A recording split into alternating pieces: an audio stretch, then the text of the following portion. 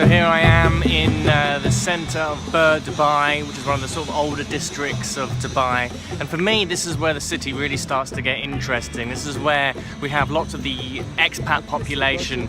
The demographic of Dubai typically is around 80% expats. There's kind of maybe 10% of those are European expats, and the rest of them typically are expats from nations like India and Pakistan. And here we have a part of Dubai which is largely inhabited by the Pakistani and Indian expats that live here, and the city starts to feel like a real city. You've got hustle and bustle, you've got streets which haven't been overly thought about particularly, you know, they're not this kind of great highways that you're getting through the sort of ultra-modern districts of Dubai. Here we've got city, part of the city that feels more like it's organically grown, things are on top of each other. There are market spaces, there are people kind of filling up spaces with trade and with sales, and there's just people on the street, and it's a much more dynamic environment. And every city is composed of migrationary forces.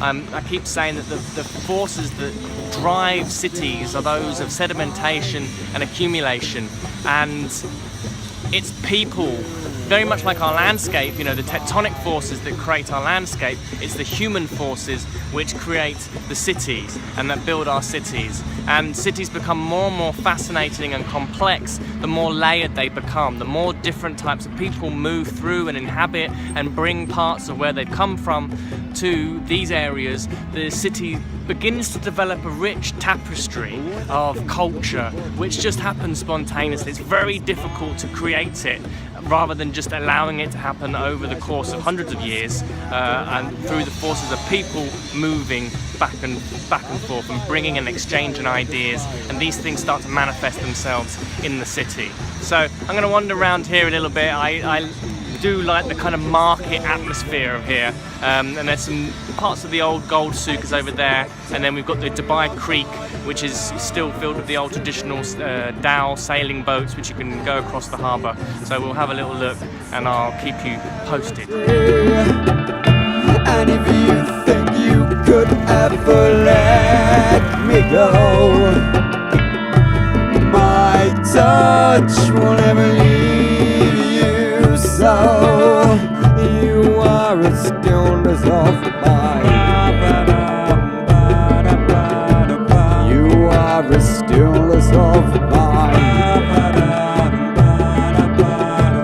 You are a stillness of mine. You will be mine. I made it across without drowning on the Abra. I'm now on the other side of the creek here in Dubai, and it's call to prayer time. You can hear the Atan beautifully just soaring through the skies, filling the entire streets with this kind of devotional singing. And as we can see here, this part of Dubai really is filled with markets, with trade, with bustle, with people. You know, the sunset is beginning to go down, and everything is illuminated by the neon lights of the traders, the neon lights of these shoe stalls and fabric stalls, and you know, with the backdrop of the prayer.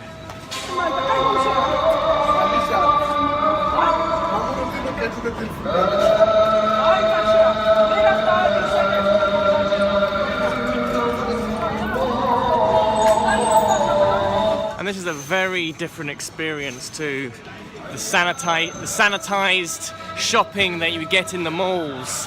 This is filled with all sorts of people from all over the place. And it starts to feel, as I was saying earlier, it starts to feel more like a real city. But what is obvious, Dubai's economy is based on trade. It's based on business, it's based on import-export, it's based on people coming from all over the world to exchange goods, to sell things and to buy things.